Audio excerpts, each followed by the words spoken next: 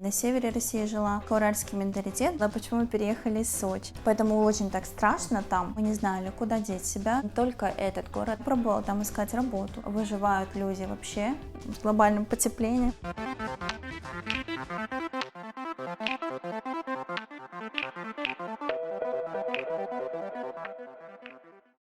Друзья, всем привет! Добро пожаловать на наш канал, рада вас приветствовать. Знаю, что у многих уже возникает вопрос, а где же Даня, почему я записываю видео одна. Не переживайте, все у него хорошо, он работает на одном интересном проекте. Вы же знаете, что мы на нашем канале рассказываем про все наши проекты, про все наши бизнесы, про все наши истории, только правду, получается у нас или не получается.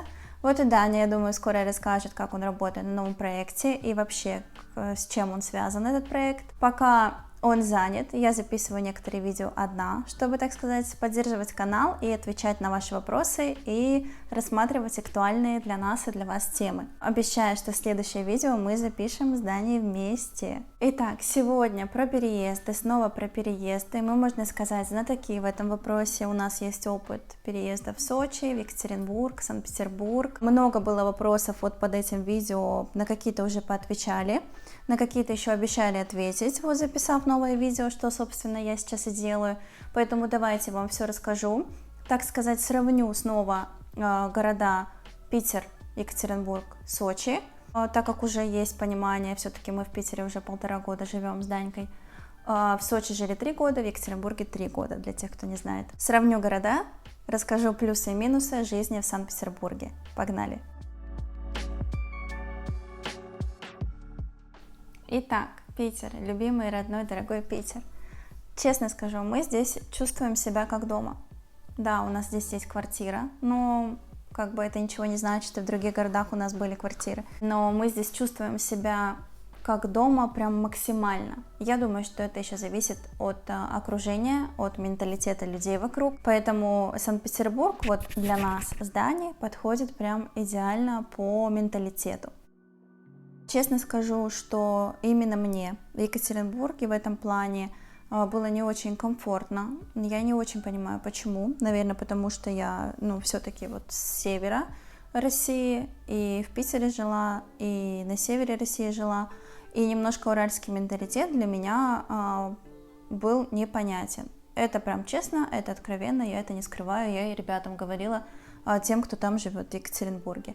Вот, но при этом у нас с Данькой там есть друзья, мы подружились с ребятами, все прекрасно, но именно отношение людей там к работе, к творчеству, искусству меня не воодушевляло, не вдохновляло лично, поэтому в этом плане Санкт-Петербург мне намного ближе. Как вы знаете, я думаю, что мы с Данькой ребята такие довольно творческие. Естественно, где у нас в стране жить таким людям, так это только в Питере.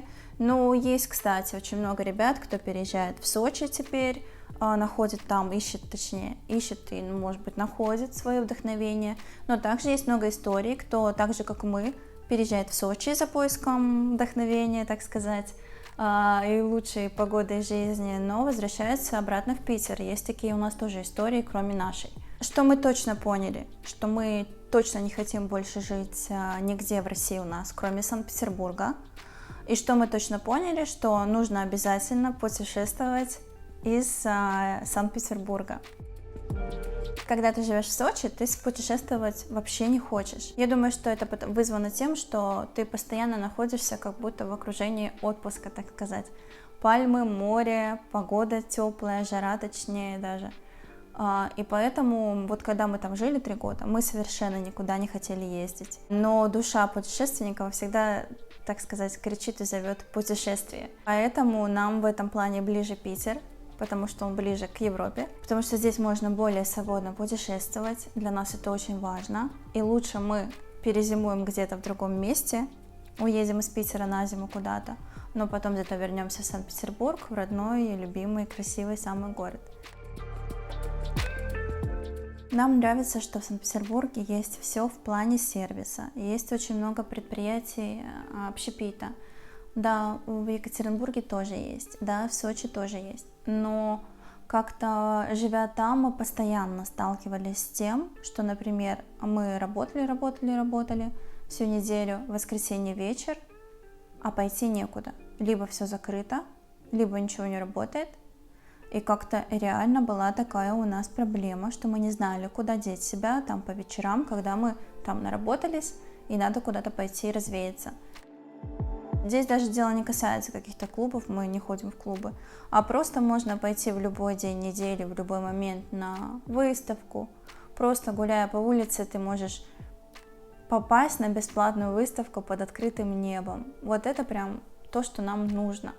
Я думаю, что кто-то поймет меня, кто-то не поймет, но мы действительно принадлежим к такой категории людей, которым нужно смотреть на красоту, вдохновляться ею по жизни.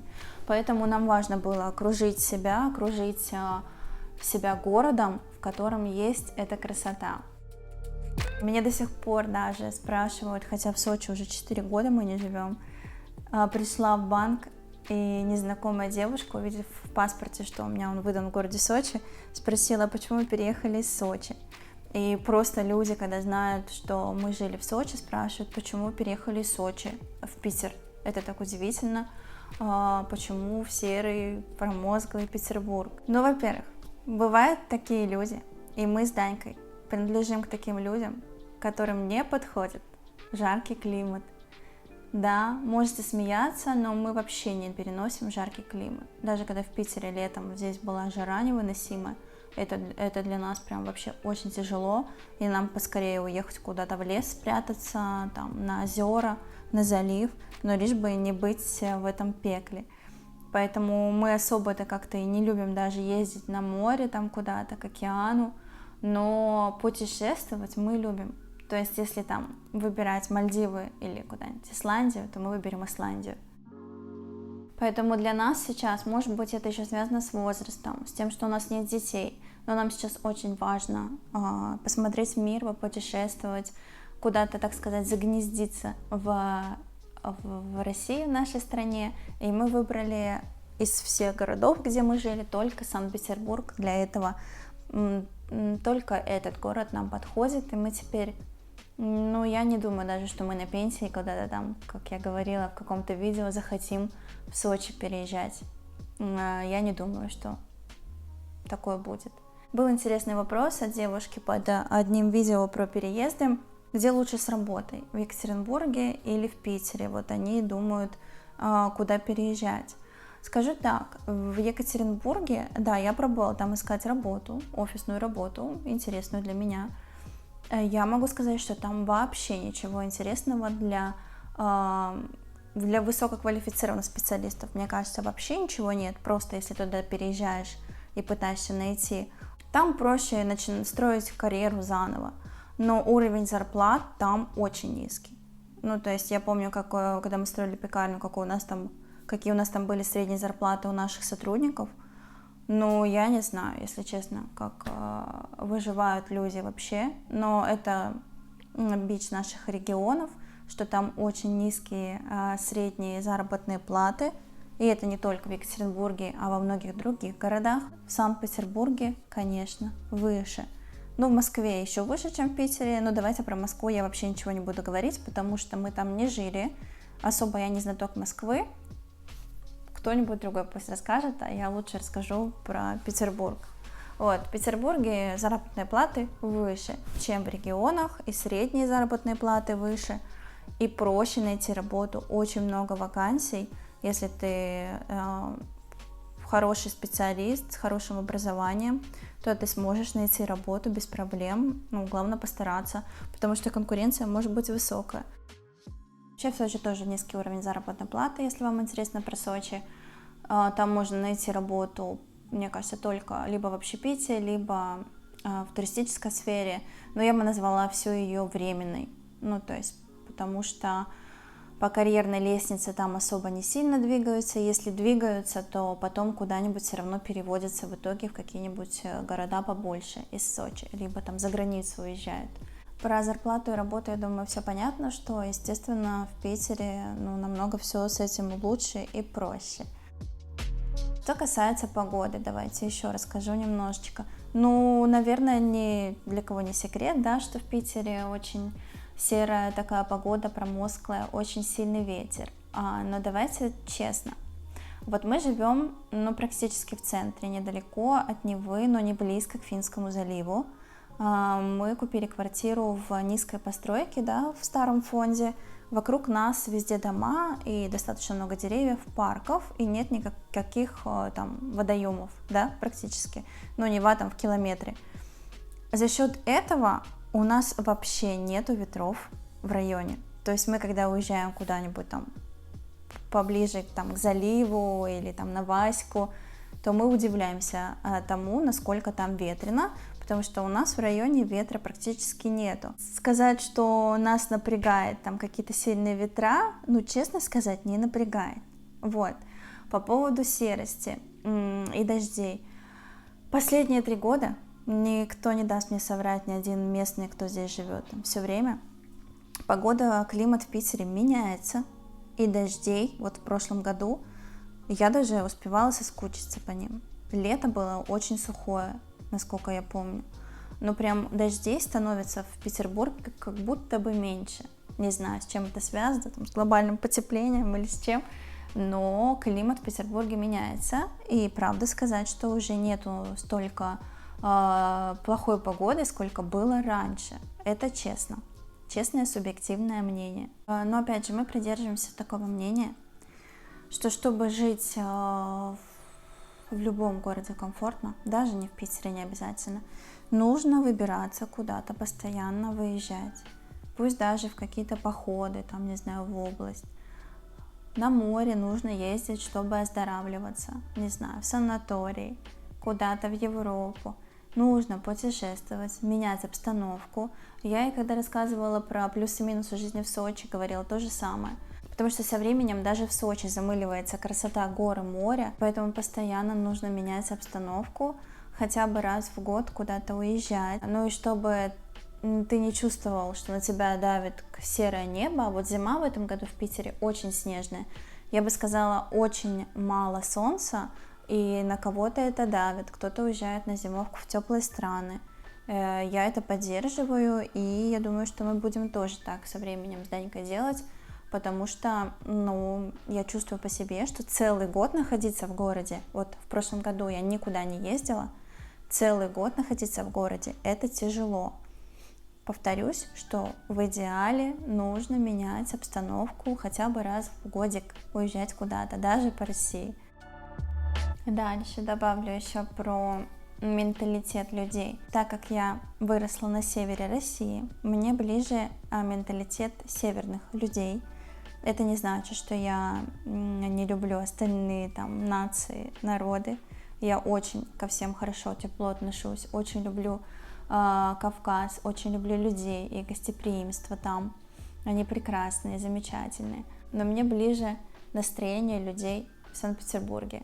Я здесь чувствую себя абсолютно как дома. Когда вы думаете о переезде, подумайте, какой вы человек, какое у вас окружение, какие люди вам подходят, потому что это тоже очень важный момент. Кому-то очень будет комфортно в Екатеринбурге, кому-то будет очень комфортно в Сочи, а кому-то, как нам, будет очень комфортно в Санкт-Петербурге, даже с точки зрения окружения, общества. Хочу рассказать про недвижимость. Рассказываю только то, в чем есть опыт, так как и в Сочи, и в Екатеринбурге, и в Питере мы покупали везде квартиры. Так сказать, всю недвижимость перетаскиваем с собой из города в город. В Сочи самое сложное при покупке недвижимости. Во-первых, там очень сложно найти квартиру, либо землю, либо дом с документами, которыми будут юридически грамотные. Очень сложно найти риэлторов, которые вас не обманут. Очень много обмана именно в Сочи. Не в Краснодарском крае, не где-то еще, именно в Сочи. Очень много проблем с документами, очень много недостроенных домов, очень много из-за этого долгов у застройщиков. Очень многие люди остались без жилья, хотя вложились в квартиры. У меня есть живые истории. Мы чуть сами так не остались без квартиры, но, слава богу, нашу квартиру достроили. Поэтому очень так страшно там покупать квартиру в новостройке. Вот, лучше покупать там вторичку и проверять с юристом все документы обязательно. Если раньше в Сочи были очень дешевые цены, одни из самых, не знаю, дешевых в стране, то то сейчас, естественно, все изменилось, и в Сочи очень дорогая недвижимость. В Екатеринбурге недвижимость дешевле, чем везде, ну, чем вот в Питере и в Сочи, да. И я не знаю, как вообще у нас молодым ребятам сейчас нынче справиться с покупкой недвижимости без помощи родных и близких, но очень сложно, очень все дорого. Недвижимость стала, к сожалению, дорогой, и в Санкт-Петербурге тоже. Честно, давно не узнавала, сколько вообще стоят новостройки. Во вторичке дешевле что-то адекватное, дешевле там 7 миллионов однушки, но не купить. Ну, правда, очень все дорого стало. Цены на недвижимость, конечно, увеличились даже еще с того момента, как мы здесь покупали в Хрущевке себе квартиру 1,5 года назад. Так она увеличилась уже, ценник на 2 миллиона точно, даже в Хрущевке. И, кстати, подробно про недвижимость в Питере вот в этом видео рассказали, как, с чем можно столкнуться, с какими махинациями. А вот в этом видео рассказала подробно про недвижимость в Сочи, тоже с какими махинациями можно столкнуться. Посмотрите, если собираетесь рассматривать покупку недвижимости в этих городах. Поэтому, друзья, что я хочу сказать по итогу. Каждому подходит все индивидуально, и город в том числе. У меня есть друзья, которые очень любят Сочи и живут там много, там десятки лет, и которым очень нравится жить в Сочи всю жизнь. Это круто, это прям кайф. У нас есть друзья, которым очень нравится жить в Екатеринбурге, они очень любят свой город и дорожат им. Это очень круто. А мы очень любим Санкт-Петербург, мы здесь обосновались и будем жить. Ну, в России точно мы больше никуда не будем переезжать. Дальше только если не в России. Я поделилась своим субъективным мнением, как мы чувствуем себя после 1,5 лет жизни в Санкт-Петербурге, и сравнивая, как мы жили в Екатеринбурге и в Сочи, ответила на несколько вопросов. Если у вас еще какие-то есть вопросы, мы всегда отвечаем в комментариях, пишите, не стесняйтесь. Мы очень любим помогать, подсказывать, знаем, что всегда очень сложно решиться на какие-то перемены, особенно переезды, но мы вас всегда поддерживаем, мы знаем, как важна поддержка, я вас лично поддерживаю. Не переживайте. Главное сделать этот шаг, а дальше все пойдет, как по накатанной. Ставьте лайк, подписывайтесь на канал. Следующее видео запишем с Данькой. Очень надеюсь, что я вам немножечко помогла, подсказала, ответила на какие-то ваши внутренние вопросы. И до встречи в новом видео, и до встречи на нашем канале.